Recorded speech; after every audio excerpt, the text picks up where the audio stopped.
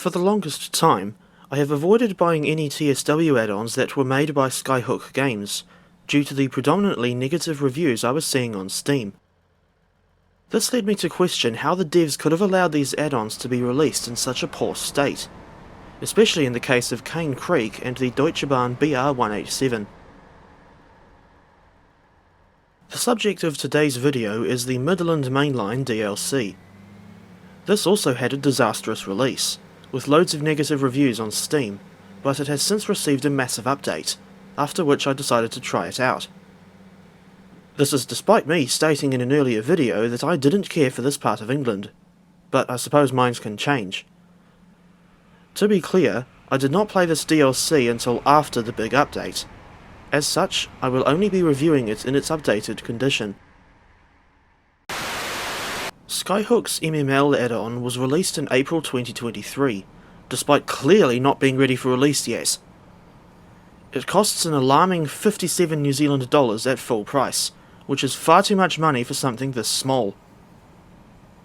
I managed to get it for $46.16 in a specific Complete My Collection bundle, and although I still think that was a little too high a price for this thing, I'd rather get a small discount than no discount at all.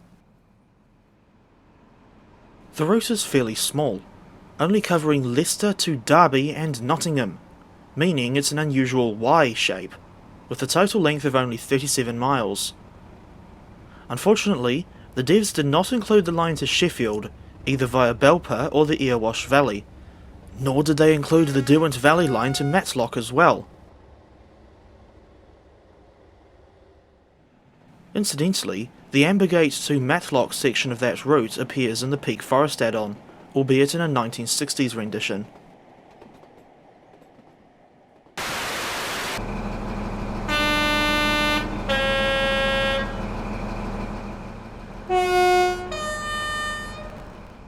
Motive power-wise, this add-on only includes the Class 158 Sprinter and a Class 43 HST. Both are supplied in the liveries of the now-defunct East Midlands Trains, which was replaced by the current train operating company, East Midlands Railway, in August 2019. The 158 is new to TSW, while we already had a variant of the HST with Great Western Express. The GWR variant has MTU prime movers, while the EMT variant differs from the Westerner by using VP185 engines and having a different headlight arrangement.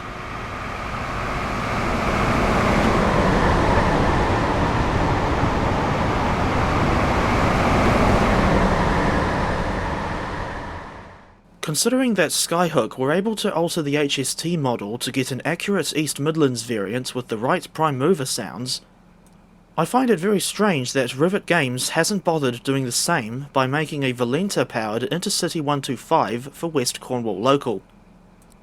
Maybe if they did that, I might just reconsider my decision to avoid that route like the plague. Underline might.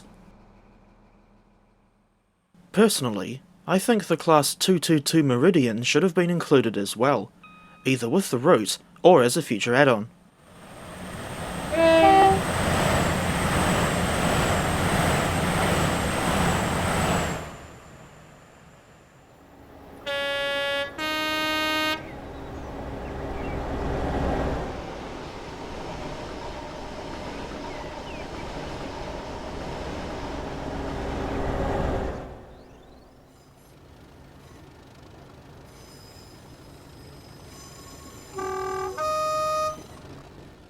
Despite Derby being the home of the Railway Technical Centre, which is a large network rail depot, we don't get any departmental rolling stock with the MML pack. The only departmental stock in TSW is the Railhead Treatment Train wagons, but I refuse to buy them as they are included with a pointless rehash of the EWS Class 66 in the farcical Loco add-on bundle. How does Dovetail expect people to pay money for something as minor as a heavily weathered variant of a livery we already have? That should have been added as a free update. And why don't they actually listen to what the players want?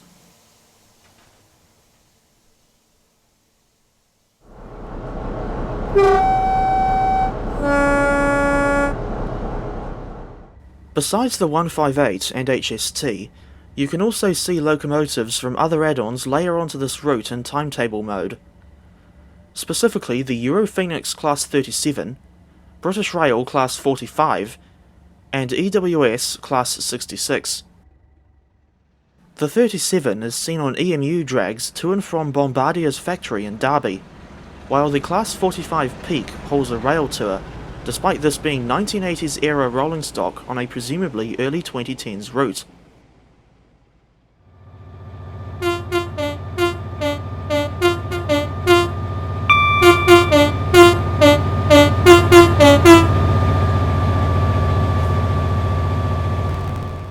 The somewhat overused Class 66 can be used on the same rail tour service as the Class 45, but other than that, the 66 will only appear on a few freight services very early in the morning.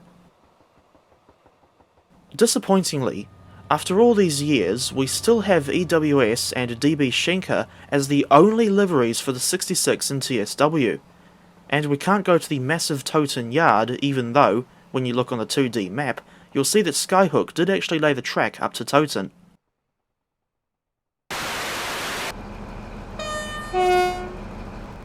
Regarding the sounds, I think the 158 isn't too bad, but I don't know enough about the HST to review her sound set as well.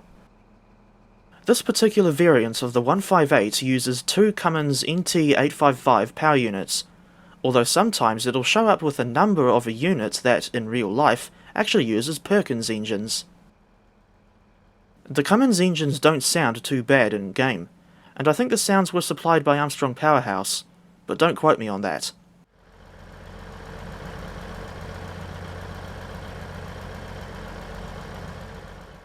The interior version of the horn sound is taken directly from the 158 and 159 enhancement pack that AP made in TS Classic.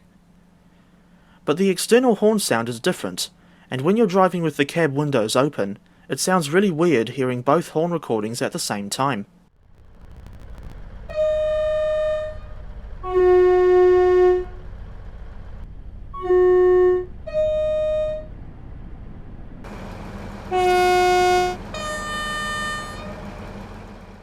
The door sounds aren't too bad either. You get a realistic clunk sound as they open, and the proper beeping sound as they close. Thanks to the semi-realistic guard operation simulated here, there is a delay for one final set of doors to close before you hear the guard's buzzer giving you the all-clear to depart. I don't think we've ever had this feature in TSW before. Well done, Skyhook. Now if only you could add smoke effects for the 158's exhaust.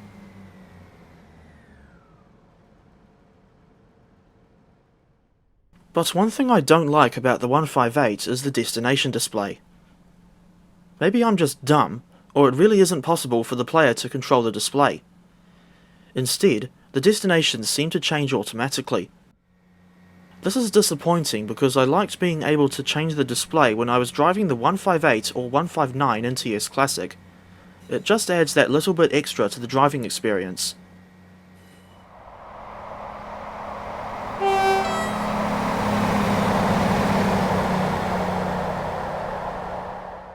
And the GSMR radio doesn't really work. You can press the button in the top right corner, but that's about it. It'll automatically show your train's head code without you having to enter it yourself. This is something you can do with AP's 158 enhancement packs in TS Classic, as well as entering the number of the next signal in front of your train. And quite bizarrely, the GSMR module in the HST doesn't have any clickable buttons at all. There's also a strange glitch where the HST power cars will both display the same number.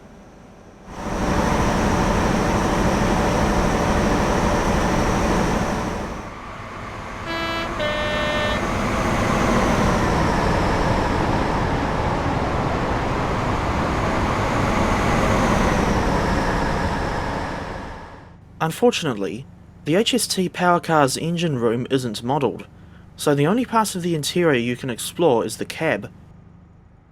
As for the driving experience, I thought it was a little better than the somewhat pointless London to Reading run, although the thing takes ages to accelerate up to and past 100 miles per hour, and the journey is spoilt by just how short it is.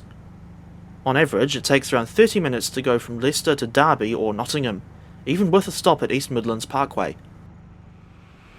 For reference, the highest speed you can realistically get up to on this route is 120 miles per hour, but the 158 can't go anywhere near that fast, as her maximum permitted speed is only 90 miles per hour. Now I would like to talk about some of the stations on this route, beginning with Syston. The current station opened in 1994, and it's a little bizarre because it only has one short platform for a bidirectional slow line running parallel to the fast lines. It reminds me of Dunbar on the East Coast Mainline, but in the case of Syston, only the local trains call here. 2 stations up the line, we're at Barrow-upon-Soar. And like Syston, this one opened in 1994, which was 28 years after the original station closed. Syston, Sileby and Barrow-upon-Soar were initially reopened as part of the Ivanhoe line, the apparent name of a dedicated service between Leicester and Loughborough, which was axed in 2005. These days, the 3 stations are served by regular Leicester to Lincoln trains.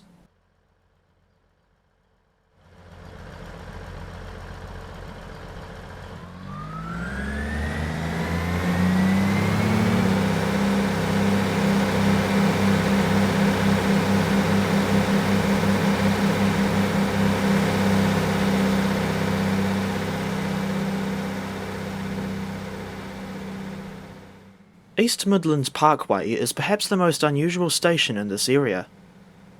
Or rather, the location is unusual, because it's right next to the huge cooling towers of Ratcliffe-on-Soar Power Station. East Midlands Parkway opened in January 2009, making it the newest station on the Leicester to Derby and Nottingham section.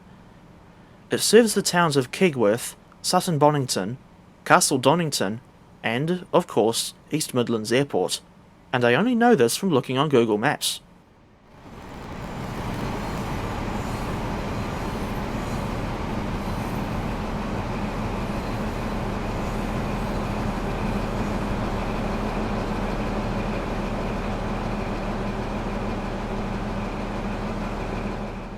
The current Nottingham station was originally called Nottingham Midland, because it was built by the Midland Railway.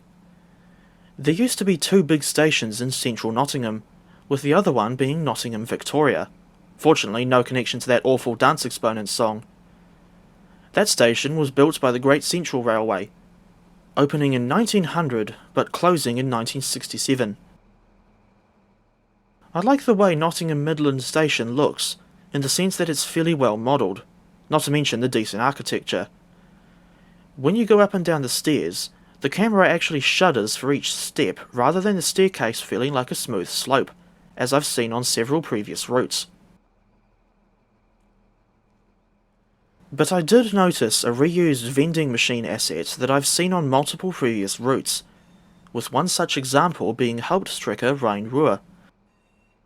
Elsewhere on the station, and at other stations throughout the route, there's another reused asset in the form of this shelter. And I swear, this dates back to Great Western Express from 2017. On the plus side, the destination displays are at least accurate. But some stations on this route, like Sileby and Barrow-upon-Soar, don't have them for whatever reason. And I went back to the Great Western Express route to see whether or not those shelters on the MML really are reused from this long ago.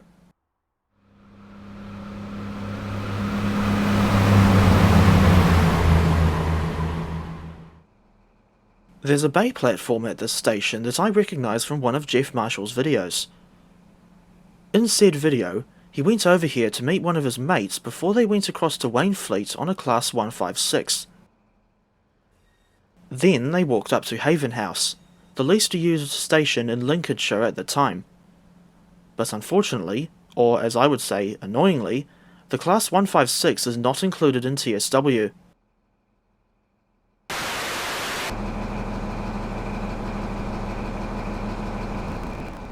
For some reason, there is a West Midlands Railway sign visible at Nottingham Midland, Beeston, Spondon and Loughborough stations, and it must have been reused from the Cross City line.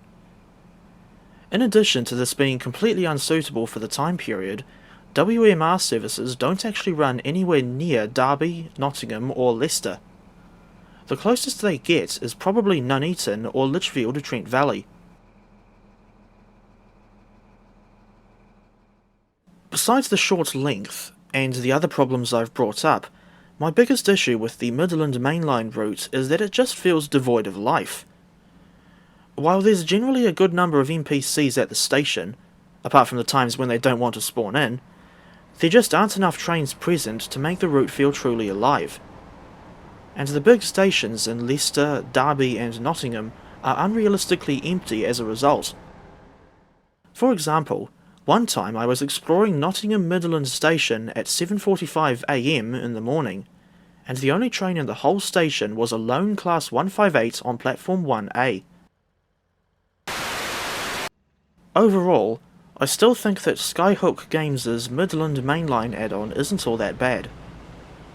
It's a damn good thing that the devs came back and fixed the route, although it should never have been released when it was still in such a poor and buggy state. If you want to try this add-on out for yourself, I suggest waiting until a Steam sale comes along before picking it up. As stated earlier, it is too expensive at the normal price.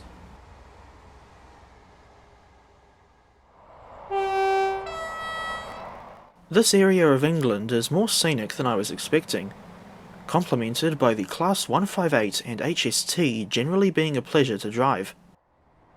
All this route needs now is an extension from Derby to Matlock, as well as the addition of the Class 156 Sprinter and a Class 222 Meridian.